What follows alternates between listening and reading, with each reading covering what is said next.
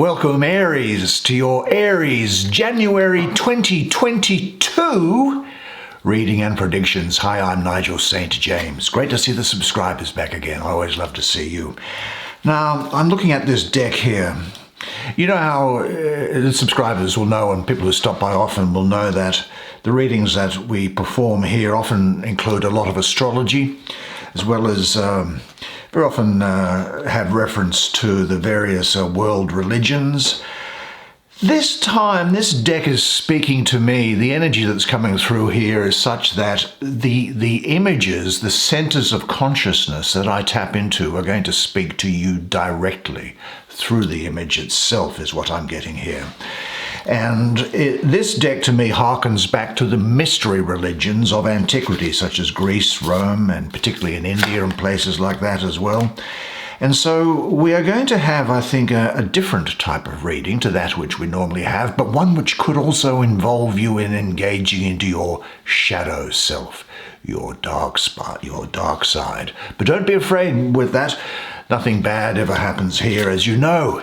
And what we're going to do is we're going to take the cards and see what they have to say that gives you an insight into things that may be lurking beneath. Now, if what I think is going to happen is that the words are going to just come through, okay? And so what you should do is listen to them, and also listen to the words between the words, as it were, and see what they have to say to you and make you aware of for this time. So let's get it underway. We're only going to use 5 cards. That's all we need. The Princess of Wands.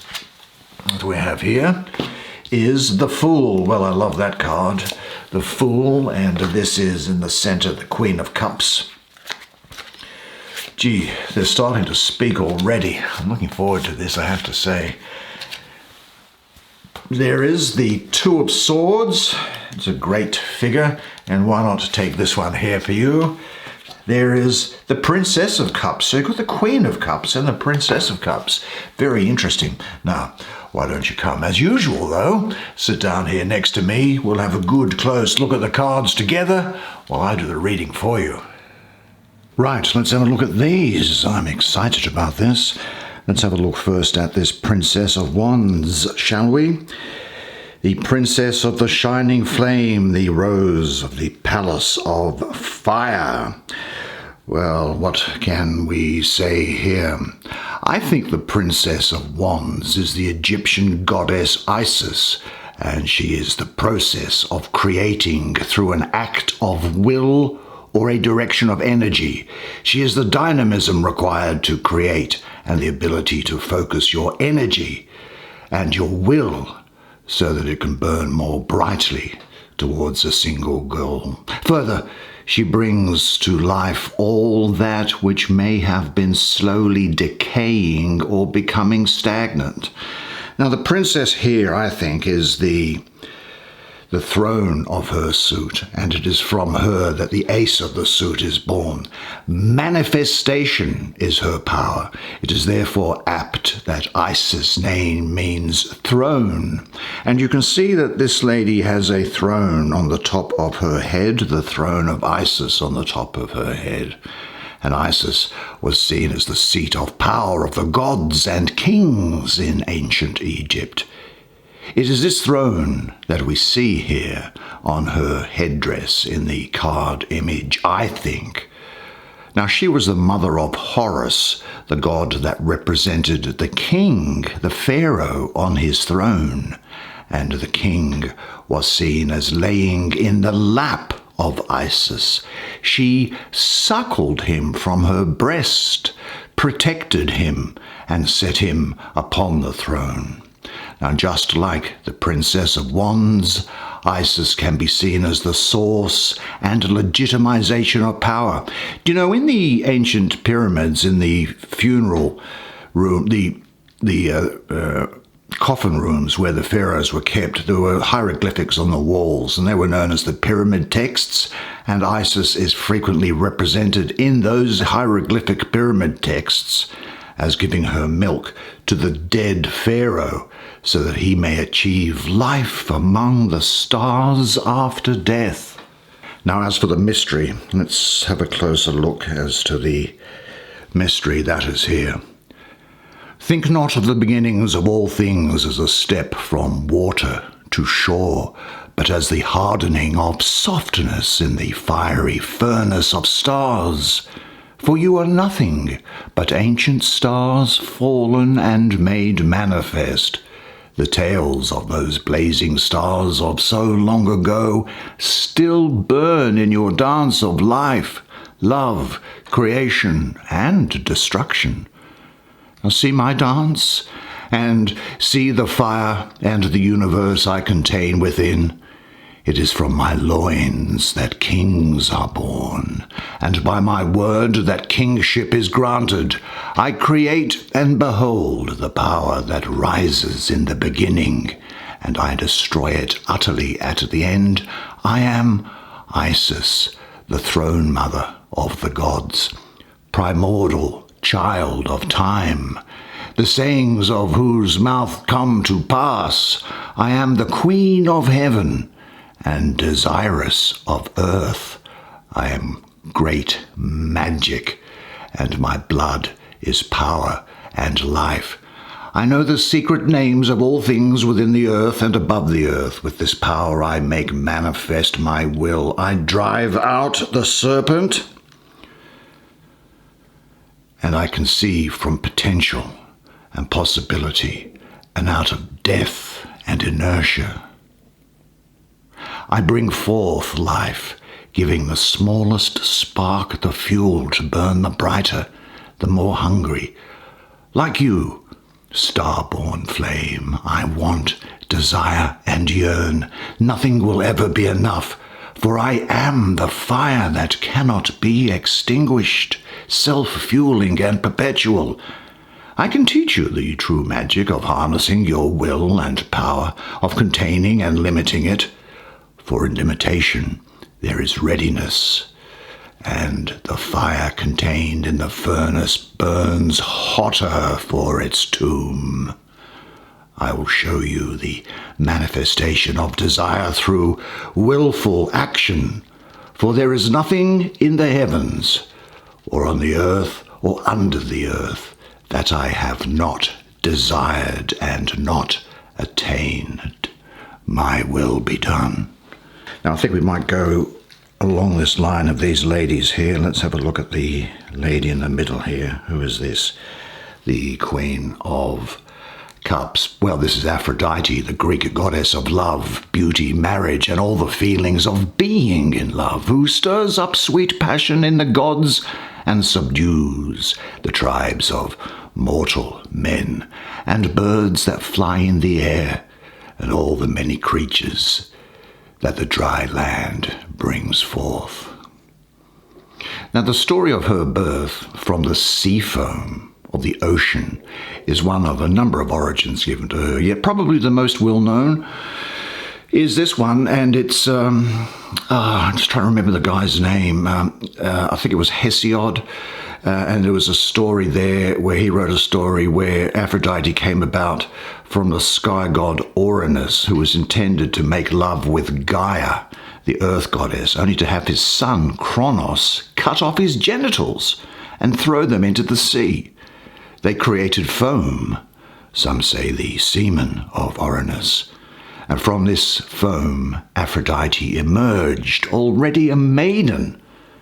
From the beginning she was given the domain of love, the whisperings of girls, smiles, deceptions, sweet pleasure, intimacy, and tenderness. Now, I think Gemini and Cancer are going to be important to you at this time. There was a hymn of a guy called Orpheus years ago, and the hymn was, well, it was to Venus, which is the Roman counterpart of Aphrodite. And if I recall it, it said, "Goddess of marriage, charming to the sight, mother of lovers whose banquetings delight, source of persuasion, secret, favouring queen, illustrious born, apparent and unseen." Now, this is a time when you're going to be very influenced by your surroundings, I would say, people around you, so make sure that there's any negativity which is taken away from where you happen to be living.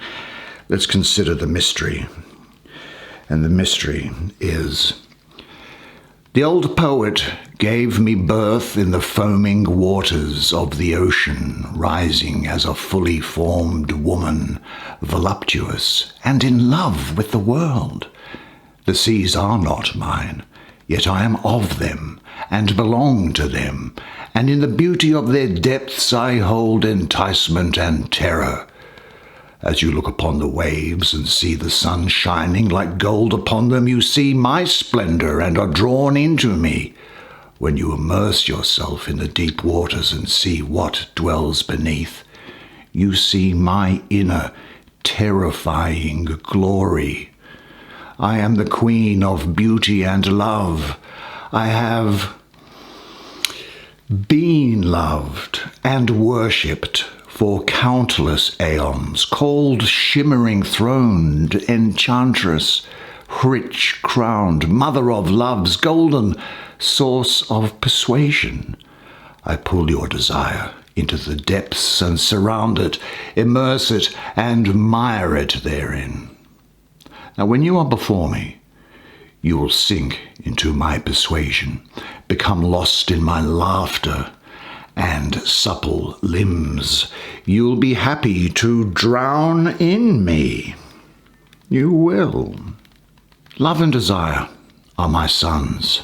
Harmony and seduction are my daughters. Some say that I mothered fertility and passion. Yet even as my offspring bring the beauty of life to your heart, so more bring you its terror. Fear and panic are my children who cling just as easily to your heart. These are my acts in the world, and you will know me better through them. Love me, you who behold me, and you will be surrounded with beauty, immersed and lost in your heart and all its yearnings. Let the fear of drowning pass through you. When you let go and let the waves carry you, you may come to bliss in the sweetness of my embrace. Well, here now is another Cups card. This is the Princess of Cups. What do we think she might be? Let's have a look at her. I think that Scorpio, Sagittarius and Libra are going to be important to you at this time. Now, she is Psyche. The Princess of Cups is Psyche. Psyche means breath of life or soul in Greek. And Cupid, her lover, is from Cupido, desire, who is also Eros. Psyche is often represented in art as a butterfly, or given butterfly wings, symbolizing the soul and wonder. She transforms from being,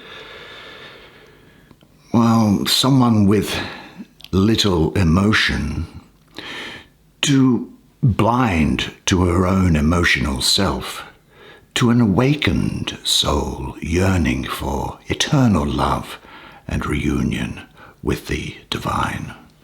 Now, just looking at this image here, we see the budding roses on a bush near Psyche, referring to a Gnostic text in which the first rose is created from the blood of Psyche's virginity on her wedding night, another symbol of her awakening.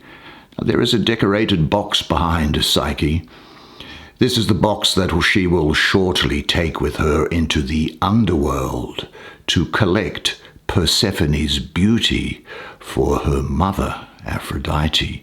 It places Psyche in a state of awakening and being in love, while having the final stage of divine ascension yet to come.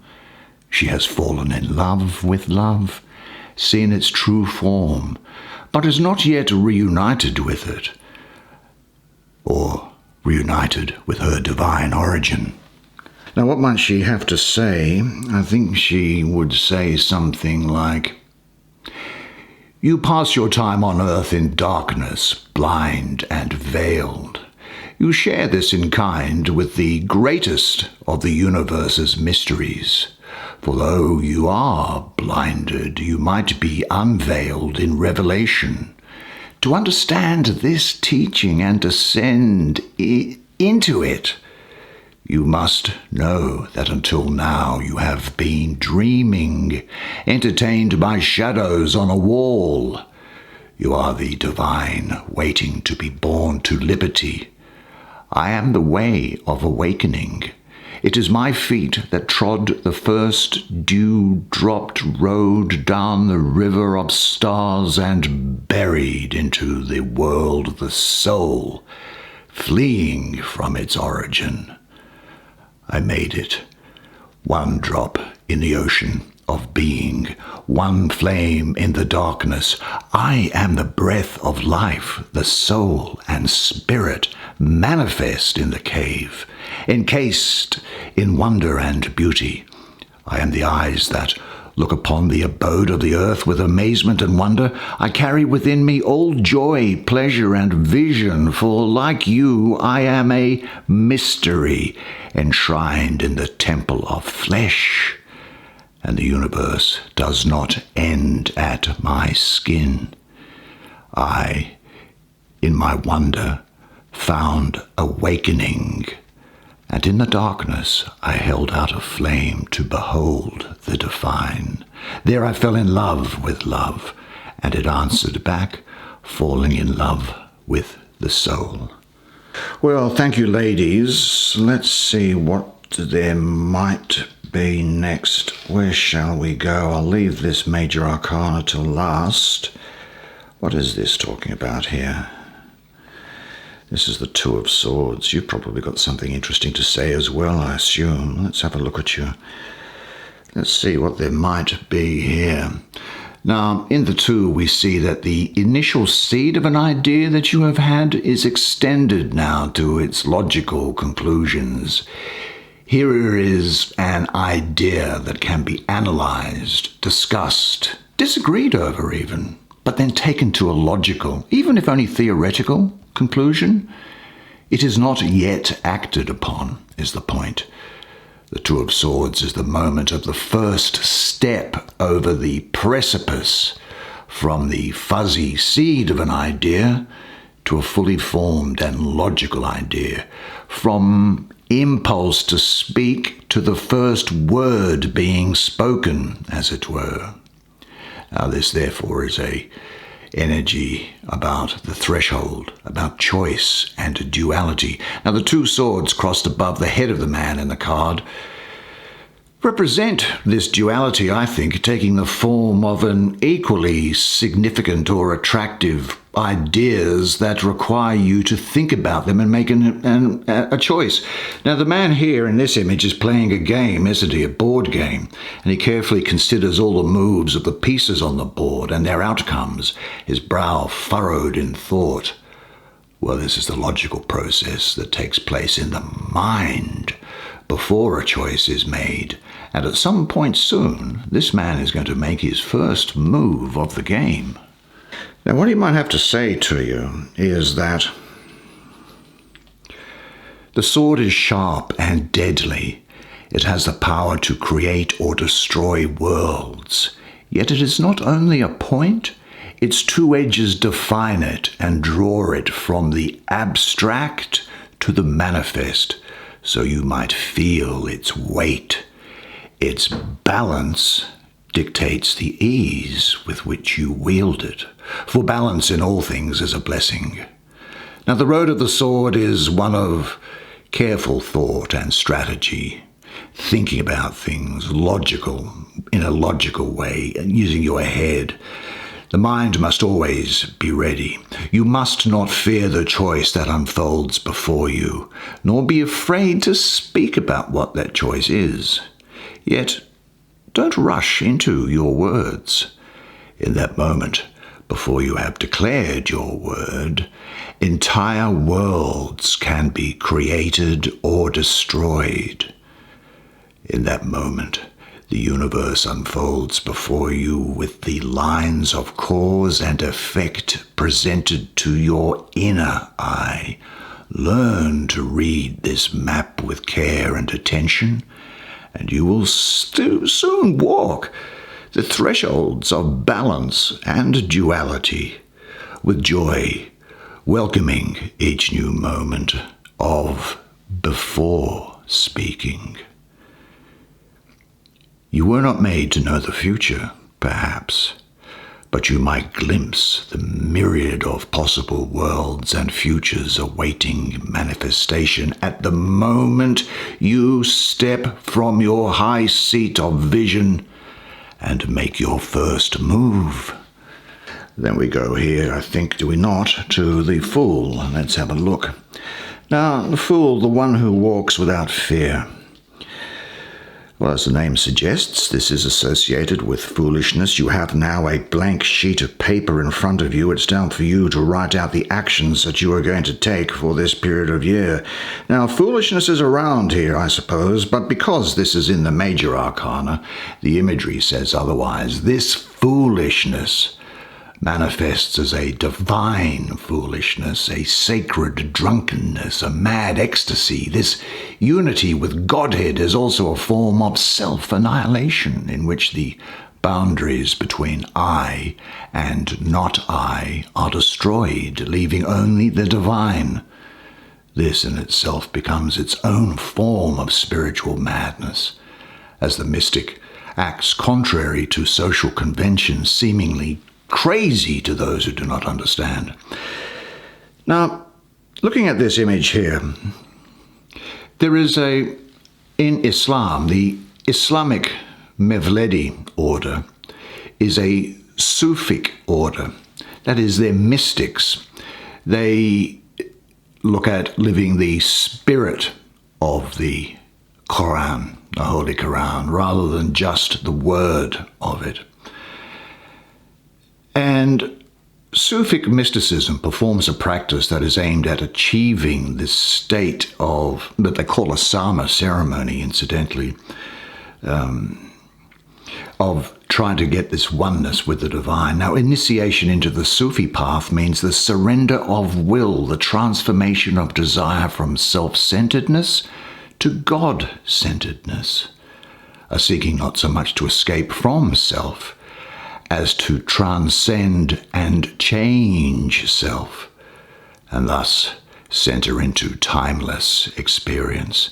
Now, this whirling dance of Sama has caused followers of this order to be known as whirling dervishes. A dervish is another term for an initiate of the Sufi path, though they are properly called, well, I won't go into the Arabic. Now, the whirling is a form of remembrance of Allah, which can bring about an altered state and ecstasy. Now, like the Fool, although the dance may look chaotic and physically exciting, it is actually a symptom of an ascent of the soul towards unity with the divine. The outward chaos conceals an inner peace. And I'm sure he has... the mystery here is that at the beginning it is the end. At the end it is the beginning. The highest point is the lowest, but from the lowest the highest might be attained. This is the path of the holy fool, the madman filled with the ecstasy of union. What wisdom is concealed in his insane words? What love hidden in the chaos of his whirling cloth and mind? Truly, God comes to us as the madman crying aloud in the streets, as the unutterable truth that spills from the tongue and wild cries. You see me dance, you see the wildness in my step, and only the whites of my eyes betray my drunkenness. But you do not see the union in my heart, nor the indescribable peace in my soul. For I am not I.